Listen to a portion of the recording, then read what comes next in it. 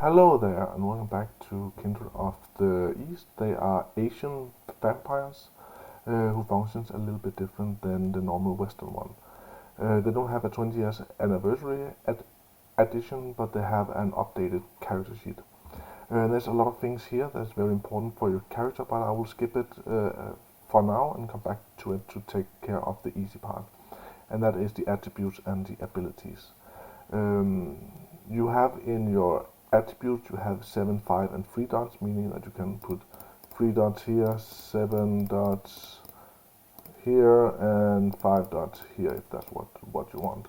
You don't roll for it like in other role-playing games, and you choose which one you want to put what number in. In my experience, most people that play Kindred of the East are mostly physical fighters, and secondary either social or mental, so I will do that too. There's 3 ways of putting your dots, in my opinion, and it's either the balance one, where you're trying to put up your dots as even as possible, so you're not bad at anything, but you're not great either, but you can always interact because you have at least a decent amount of dots in all your attributes. The other one is the role-playing one, where you, for example, say that you were a singer in your former life, so you have a lot of charisma and appearance, because that's how you feel your character is, or like this, because that's how you would roleplay your character and put your dots that way. Or you can do it the XP wise, where you're trying to put in your dots so you get most experience points out of it. In that example is that if you put your dots like this, that have cost you a total of 12 experience, because it costs 4 experience per dot. So 1 times 4 is 4, 1 to 4, yeah, and combined they become 8. If you do like this, when you did it like this, you have used in total 12 experience, but if you do it like this, you have used 4, then 8, which is 12, and then 12 extra. So you use 24 experience. So that's what you will get most experience out of, but that will make you weak in strength and stamina. But if we do this, I will suggest that Dex is your highest. You cannot take them higher than 5, but there is a lot of good Kindred of these powers that make Dex extremely good for you. If I have to take physical power or your ability to soak a lot of damage, I always take stamina, and then later on increase my strength. That's how I would do it. Secondary, I will probably normally always take mental, and you do the same thing here if you want to power game it. Maximize one thing and maximize as much as you can. Your strength is how hard you hit, Dex is how well you hit, and stamina is how many attacks you can take. Charisma, does people like you? Manipulation, can you manipulate people? And appearance, how beautiful are you? Perception is what you see, intelligence is how smart you are, and wit is how fast you react. If you want to be the first in initiative, I would take wits highest, but I always like perception to scout out stuff. And then lastly, I always take manipulation, and I think that's the one you use the most in the game. Down here, you have the same, but you have 13, 9, and 5, and since there's a lot more, and you have a lot more points, I often see that people put a lot of dots in a lot of things and then run out. So what I would do is that put 1 in everything that you think that you want, and then see where you use the most point.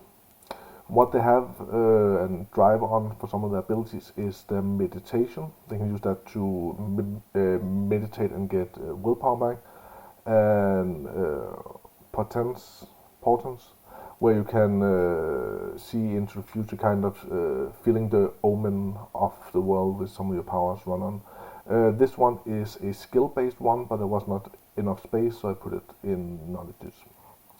What I will suggest every player have at least 1 in is alertness, athletic, brawl, streetwise and subterfuge. Because alertness is what you see, athletics is can you dodge, attack, hit people with throwing weapons, brawl, are you good with your fists or kicks, streetwise can you find your way around the city, and subterfuge can you lie. Oh yeah, and empathy too. Empathy is if you can see if people are lying, which is very important. In here, I will normally suggest that you at least take one dot in some kind of combat other than brawl. Either firearms, which also could be archery if you're playing in the Middle Ages, or melee. Since we don't have much strength, I will probably favor firearms, but at least take one melee. I think it's always great to have. Then always have one stealth, and survival is semi-important. Academics, you went to school, you can read and write basically. Investigation, you can find your way, you can find what you are searching for, and occult is some of the most important that you have to have. When you have done that and taken the one you actually want, and it's also depending on your disciplines, your Shenzhei as they are called, they sometimes require you to roll something specific, so check that up and put the dots accordingly. But let's say that we have been putting our dots, what we really needed here. Then we can see we use the least in knowledges, semi in skills, and a lot if talents. So 13 here, 9 here, and 5 here. So I always like alertness. Athletics is something I will suggest because I will get to that they have a very strong, almost overpowered power where you use athletic. Brawl is fine to have one in. Empathy is also fine. I mean, you can have higher if you think so. 3, 6, 9, 10, 3 more points. Then some intimidation, some leadership, and some awareness. Oh yeah, if you want to XP-wise these cannot be increased to more than 3. And if you want to XP-wise it's either 1 or 3. Because it costs 3 to start one, and then 2 per dot after that. So 3 for this, plus 2, that's 5, plus 4, that's 9. And if you put them here, that is also 9. 3, 6, 9. But if you put them like this, is 3, 5, 8, and you lose 1 experience point. It's not super important, but something to have in mind. Then we have 4 here. We want 5. Yeah, technically it has to be moved, but 1, 2, 3, 4, 5, 6, 7, 8, and we also know how to ride or drive based on what we want to have. And then here we have 3, because we don't count this, that's actually over here. This. We have used that. So yeah, that is the abilities. Then the disciplines, you have 3 normal ones, which is your chi arts, we skip the demon, Shenzhei disciplines, and soul disciplines, and then there's some few extra depending on what book you are using. What I will suggest, at least if you want some combat and just powerful ones in general, Eliquium 1 makes it easier for you to use different chi each turn, and you can convert one chi to another. 1 dot is the one you need, and if you find the other powers cool too, then get it higher, but I will suggest to have at least 1 in this one, at least when you get in higher level. The next one is Yan and Yin Prana. That is the different chi, the living, active chi, and the dead and passive chi. Yan Prana has the ability of making wood aggravated, manipulate with living people and animals, see auras and so on, where Yin Chi has the power of making metal aggravated, see ghost, manipulate ghost, and so on.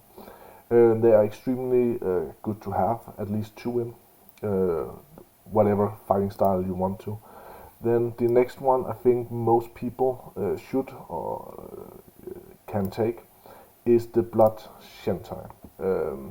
Blood Shenzhei is that you can manipulate your body with blood, and the first two levels not the best one, but the third level is the power I see everyone take, and that is the power of making yourself into blood every time you are attacked. So every time you get attacked, you get a free dodge roll. Normally you have to use extra turns or use your own turn on dodging, but it's an extremely good power to have. That is one I see a lot of people use. There's a lot of other ones, and probably, if you played this before, there's probably other powers you really favor more. But I would say the Blood Shenzhei is something that is extremely good. If you have Blood Shenzhei, Yin or Yang, or maybe both, you can put them up to the level that you want, and then afterwards pick out what you favor most. When I've been talking about the Vampire the Masquerade game, I always say that put one in each, you get most experience out of that. But because of the extreme high experience cost of these disciplines, I will say put 3 in one thing, and Blood Shenzhei is a very good thing to have 3 in to start off with. The problem with Kindred of the East is that disciplines are extremely pricey compared to anything else. They cost 10 to start and then 8 experience per dot. To put something in perspective, the werewolves' powers, and werewolves are extremely strong too. They use 3 experience per level that power is. Vampire uses 5, and mages that can manipulate the world and the fabric of everything also cost 8. I think you should either decrease the experience cost to around 6 per dot, or say that if you have mentor, they can teach you disciplines level up to their background level for half experience. So if you took in background, sorry I'm jumping, but if you took mentor and put it at 3, then the 3 first dots of your discipline would cost half experience as long as that trainer is training you. And if you took it all to 5, you can get them all to 5, but if you want the 6th level, that will cost you full experience. Or put it down to 6 experience per dot, because they are stronger than normal vampire powers, but putting them at 8 is too high, I think. But yeah, you have a clan, and we'll come back to that in a moment, but it's not super important unless you find some of their specific merits and flaws or discipline combos. But it's mostly how they think about the world, how they act in the world. So you have the free option of learning any Shenzhei you want. You just have to be trained in the first level, and then you can master it yourself. Some clans are more attuned to one thing. That means that if you take a specific clan that is very good with blood, you probably have an easier time finding someone that can train you. So that's just that. In the other one, and yes, you can use both for your main, but you also have the one called Demon Arts, and that you have the Black Wind, which is basically celerity. You can attack multiple times, run faster, or hit harder. So if you have 3 dots in it, you can have 3 more turns, run 4 times as fast, or inflict 3 automatic damage on your next attack. Not on every attack, but only on one. So if you use, for example, 1 demon chi to attack 1 more time and inflict 2 more damage, you have to figure out where those 2 extra damage has to be placed. 1 on each, or 2 on one of them. And then there is a Demon Shenzhei, where you transform into a demon. That gives you, in the first level, 1 extra strength, dex, and stamina, and then it jumps a little bit where you get 1 extra dot in either, mostly in strength and stamina, and a little bit of dex too. But more importantly, you also get the power to choose your demon features. It could be like you have wings, you have demon chakra or chi swords, you have spikes, you are giant, you have multiple eyes, multiple heads, and so on. And you get one for every level. Then there's Iron Mountain, that's basically fortitude. It converts for every dot you have your stamina into be able to soak aggravated damage. There's 3 kinds of damage in the game. There's bashing, where if I punch you, you will not die, but it will hurt.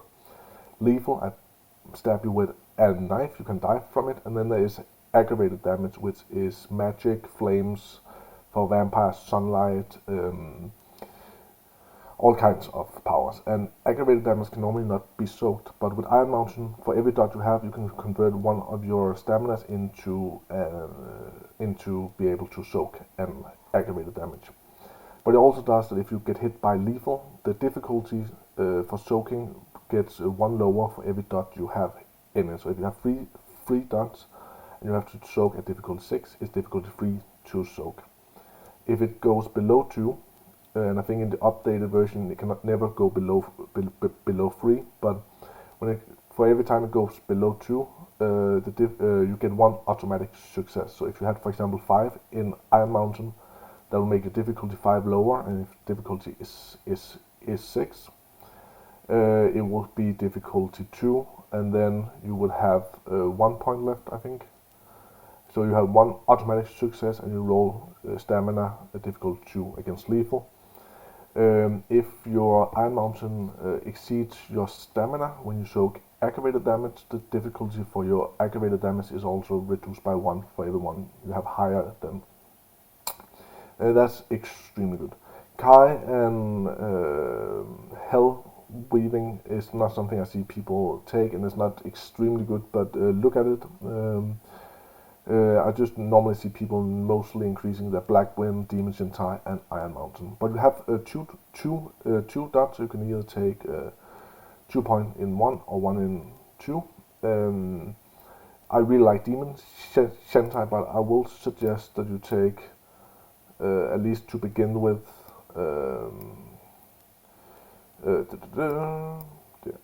Iron Mountain and Black Wind.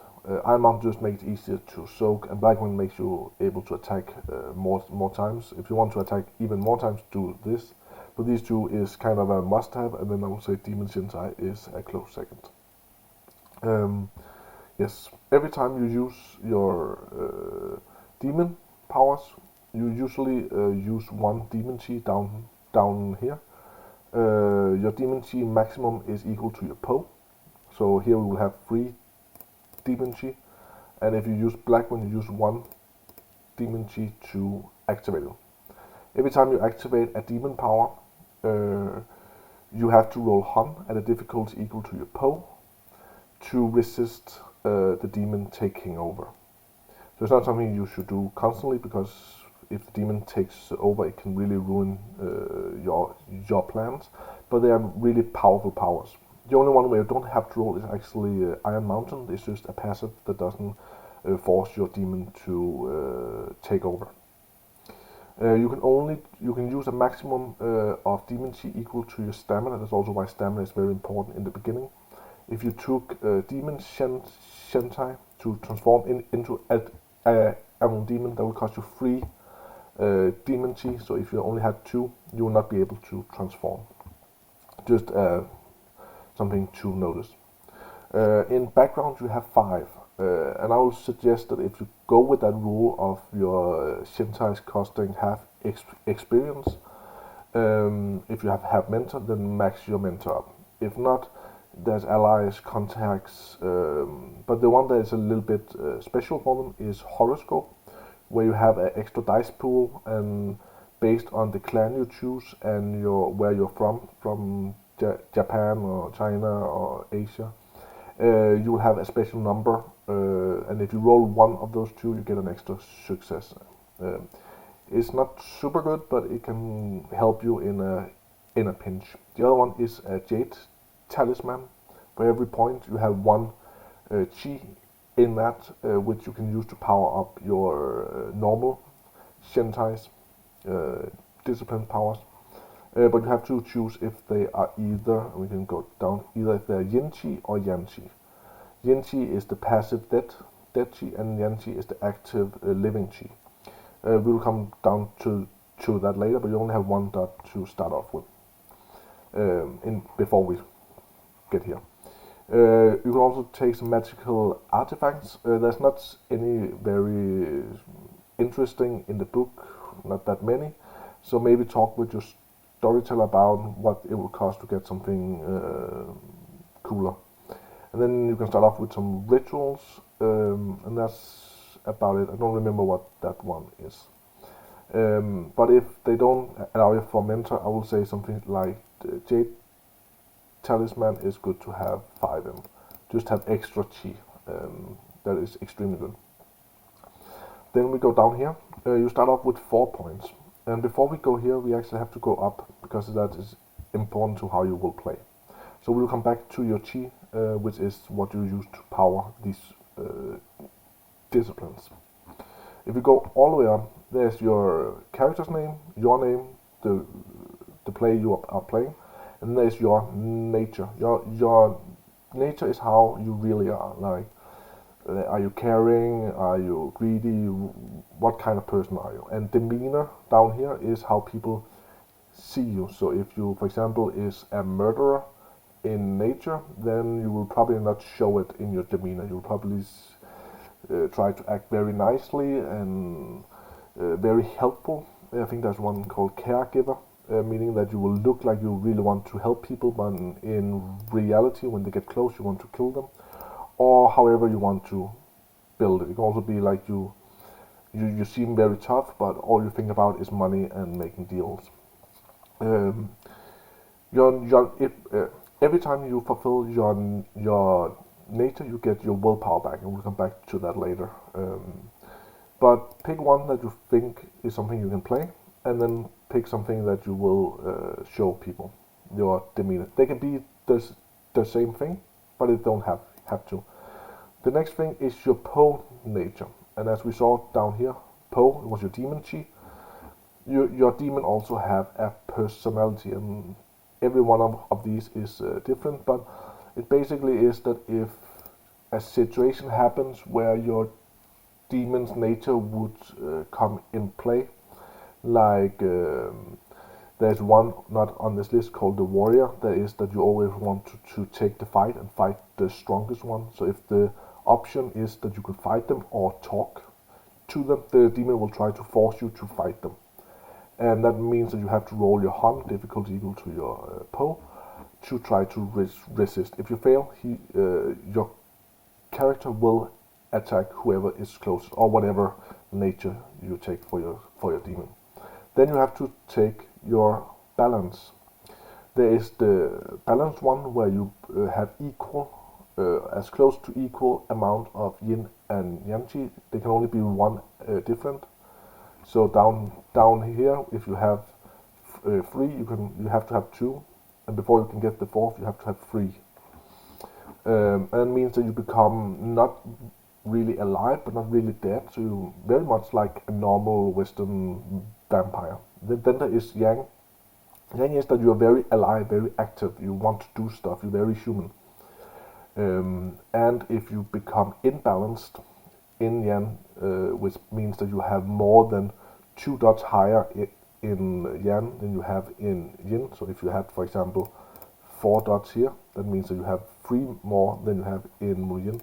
You will be imbalanced, and that means that you can eat, you can make children, you can walk in sunlight, and all that stuff. But you also get some minuses, like fire hurts you more.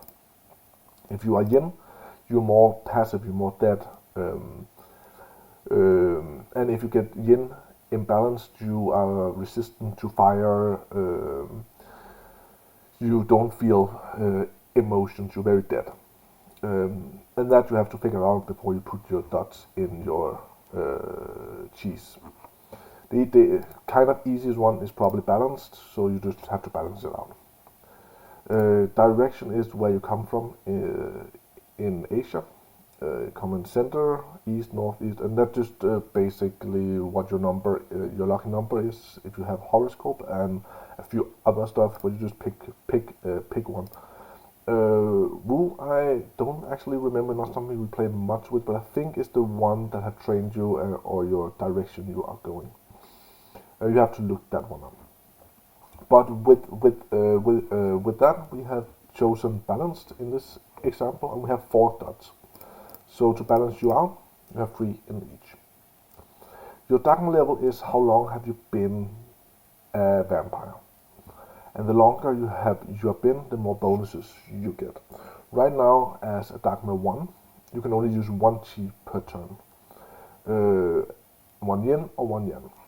You can use either chi to heal for lethal damage or bashing, up here in your health bar, but you cannot heal aggravated. That takes you 1 whole day of resting and 5 chi points. That means you will be very, very drained. If you at some point have 0 chi back, and you just mark them off here, because you have 3 in each, you take them off here, you don't take them off here. This is your permanent chi, this is your temporary chi. But if you ever reach 0 and has to use more, you'd start to take lethal damage. The way you can get chi back is by feeding on people just like normal vampire, either by eating their flesh or drinking their blood. You don't have fangs like a normal vampire, so either you have to cut them or use 1 demon chi to make fangs. And if the person is very alive and active and happy, you get yen chi back, and if they are very depressed or just dead, you will get more yen chi. So if you feed of a dead person, you will probably, if you can drink, let's say 10, I think they have 10 chi, then you probably will get like 8 yen and 2 yen for a dead person. But if you drink a living person completely dry, you'll get 8 yen and 2 yen, for example. But it can also be if they are very dead, in the way they are, very depressed, maybe they give more yen chi than yen chi. If they're very alive and happy and so on, they will give more yen, more yen chi. And the higher you get, the more chi you can use each turn, and at some point you will be able to increase all these things to above 5, to 6, 7, and 8. But that takes years, which can be the bit of the boring part of playing a Kindred. It becomes fun when you are around, I think it's 5, because then you can have 6 in everything, but most importantly, you can start using 3 chis each turn. So you can start using a little bit of your yan and yin at the same time, or do more than just heal 1 damage, and actually use some of your powers too. You have 3 Han, you have 3 Po, to begin with in the Kindred of the East compendium, I think. In the normal Kindred of the East, you have 3 Han and 1 Po, I think.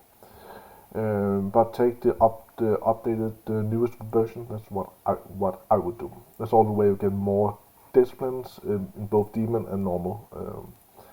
Then you have to take flaws.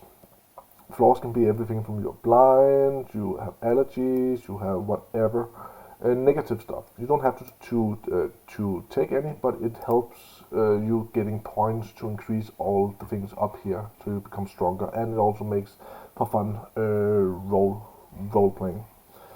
Every flaw has a price. I will suggest to go into Vampire the Masquerade 20 years anniversary and look at some of them, what they cost, or just Google them maybe. But you can take up to 7 points. So if you take flaws that cost combined 7 points, I don't know how much these will cost, and let's say that's 7 points, then you have 7 points plus 15 as you start off with. So if you took 0 flaws, you have 15 points. But if you take for 7 points, you have 22.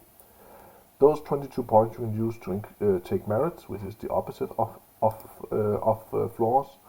It can be people owe you favor in boons. It can be that you have an iron will, so it's harder to mind control your huge size, so you can take more damage or whatever. And they also have a price you have to look up. But if you want to buy some of all these things here, then the physical, they cost 5 for each. So you just say 5, 5, 5, if that's what you want to do. And it it can be good. If you want to increase anything here, take the ones that is highest so they reach 5. These one cost 2. And in the books you can increase the abilities beyond 3 with freebie points. So 2, 2, but not higher than 5. Disciplines cannot be higher than 3, but they cost, I think it is 10 per dot and not worth it. Backgrounds, they cost 1, so if you want more than that and you also want some allies, you can buy 1, 2, 3, 4, 5, you have 17 points left. Which also can be extremely good. If you want higher chi, they cost 3 per dot. And since we are balanced, you can still do this, have a little higher yan than yin. But not this, because then you will be imbalanced. But they cost 3 per dot. Your Dagmar you cannot increase. Your Han costs 3 points per Han you want to increase. Your Po costs 1. But be careful not to just fill out your Po, because then it becomes harder to resist your demon. And also your Han and Po can maximum be 10 in total. I'm pretty sure. So you can only have it like this at maximum. And your Chi here can also highestly be 10. So you cannot increase it to all the way up here, because then you will have too many. That's only when your Dagmar goes up, you can also start increasing these to higher. And willpower costs 1. I will suggest to take your willpower and increase it to at least 7, but most likely 10. It's just a good way to resist people trying to mind control you, and you can use willpower, mark them off here, to lower your willpower by 1, but get 1 automatic success on a combat roll or whatever you want. Also, the chi you want to have most in is also what you can use mostly with your disciplines. So if you, for example, have blood, I think that uses yan, and you have yan prana, but you don't have yin, you're never going to use yin other than healing. So you probably want to focus more on your yan than your yin. Cheese cost 3 experience per dot, unless you're balanced. I think it costs 2, and we are. Willpower costs 1 experience per dot, Po costs 1 experience per dot, and Han costs 3 experience per dot, I think.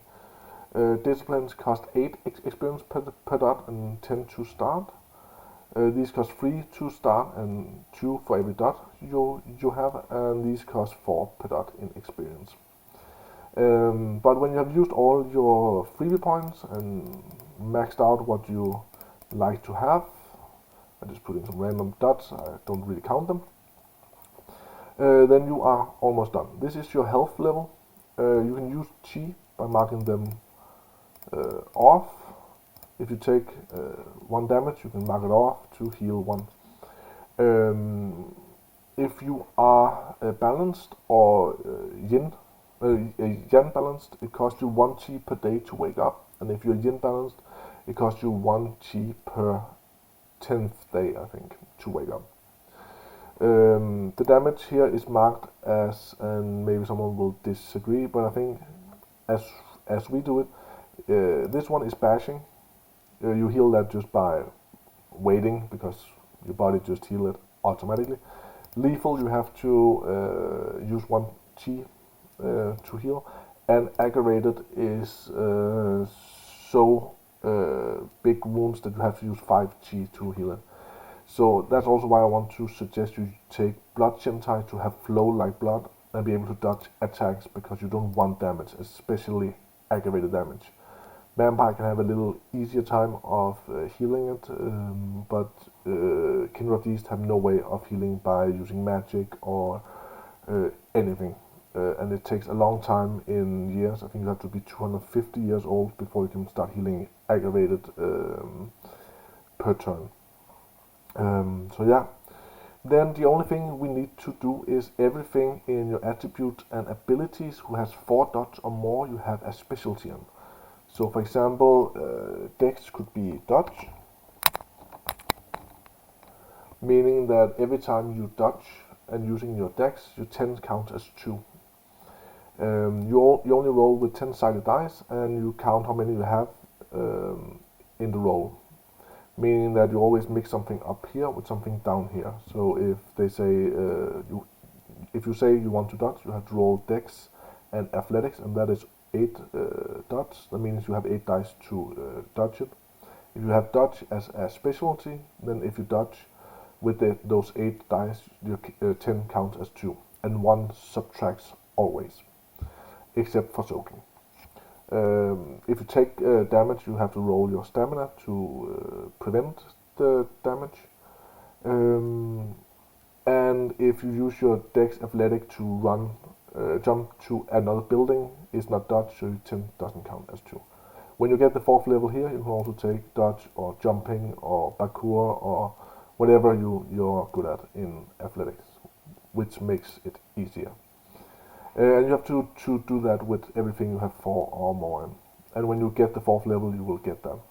If you want more specialty, it costs 4 experience per specialty you want to buy extra. So you can have dodging and precise and lightning reflexes or whatever you want. I think that's about it.